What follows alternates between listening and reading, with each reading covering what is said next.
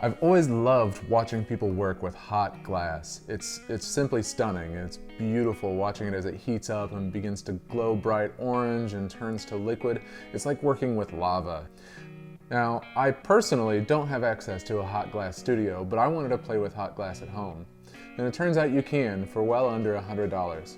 So I'm going to show you how to experiment with hot glass work at home by creating this glass octopus. Here's the minimum you need to get started. MAPP gas torch or propane torch, glass rods, steel rods, and these are dipped in bead release. You can order this online. You'll need a fiber mat for cooling down and safety glasses. You also need a surface that's flame proof. This is going to be a little bit longer video than usual, so I'm just going to jump right into it. I'm starting out by waving the glass rod in front of the flame. I've got this MAPP gas turned on, and you have to wave the rod around in front of the flame to heat it up gradually. If you just plop it right in front of the flame, it'll shatter. This is thermal shock. I can show you an example of what that looks like. And that's bad. The same thing happens on your actual sculpture if you let it cool too quickly, and they just kind of fall apart and crumble in your hands. It can be really frustrating. So here I've finally got this warm enough. You can see that bright orange flame coming off of this. I'm heating up my glass gradually, letting it droop, and I'm gonna slide it onto this steel rod dipped in bead release and just kind of twist the rod to get a nice beginning there. This is gonna be the part of the octopus where the tentacles attach. And I'm gonna do this a couple more times to build up the body of the octopus. Now what I'm seeing while I work on this is different than what you see in the camera here. I don't actually see this bright orange flame. Let me show you what I see. I've got these special glasses on, those purple ones you might have noticed in the parts listed. Those purple glasses block this orange flame. Isn't that cool? All right, back to the octopus. So I've got a little bit of the body built up here. I'm gonna go ahead and just keep on heating up the glass and shifting it around so that I can build up this body. Now remember, this whole time I have to keep everything warm. If it cools down too much, it'll shatter. Below the octopus here, you can see a tile that I have that's flame proof, it's fireproof. You want some surface to work on that's not going to be damaged because this hot glass is extremely hot. I'll show you what happens here. I'll drop a bit on a piece of wood. You heat it up and let it drip just like water. It hits the wood and you can see immediately it starts to burn the wood. This will absolutely wreck your countertops. So here I am back on the octopus. I'm using the flames to melt this down and let it smooth out the surface a bit. I added some ridges on accident as I was twisting that glass, and I wanted it a little bit more smooth and blobby. You heat it up, the more you heat it up, the smoother it'll get. So you can see it's really hot there. Now I'm going to switch to a much thinner glass rod. This is for adding details. Even though my torch is super duper fat, I can use these smaller rods to add details. If you were really doing this seriously, you'd want to get a smaller torch for adding details and be able to point your flame a little more precisely. So I just put on a little bit of an eyebrow ridge there so our octopus can have kind of an eye ridge and make those little eyeballs stand out a little bit better. Now, if you were making these to sell or professionally, you would really want to get a kiln. A kiln would allow you to anneal them. That's heating them up to a certain temperature and then slowly cooling them. It makes them very strong. I'm not annealing these, so they're pretty fragile. I just put them in the heat blanket and let them cool down on their own for a few hours. Now, I've pulled out a yellow rod here I'm going to use to create the eyes. Again, I'm warming it up. You have to warm it up slowly or else it'll crack each and every time. So I get this yellow rod nice and warm. It changes an interesting orange color as it heats up. And I just get the very tip of it hot enough to melt. And that's kind of a delicate dance with a big fat torch like I've got.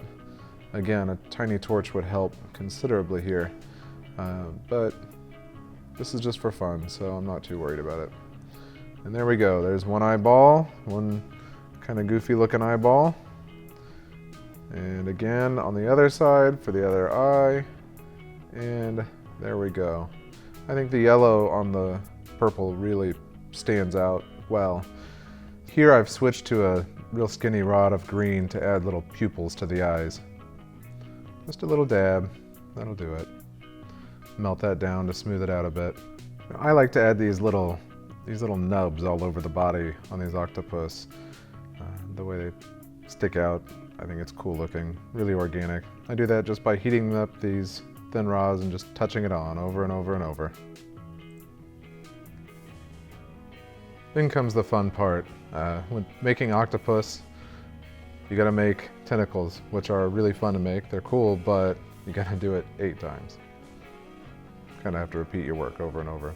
Here I've stuck a thin rod on and I'm using the entire rod, just twisting it and curling it around to make a really kind of windy and curly tentacle.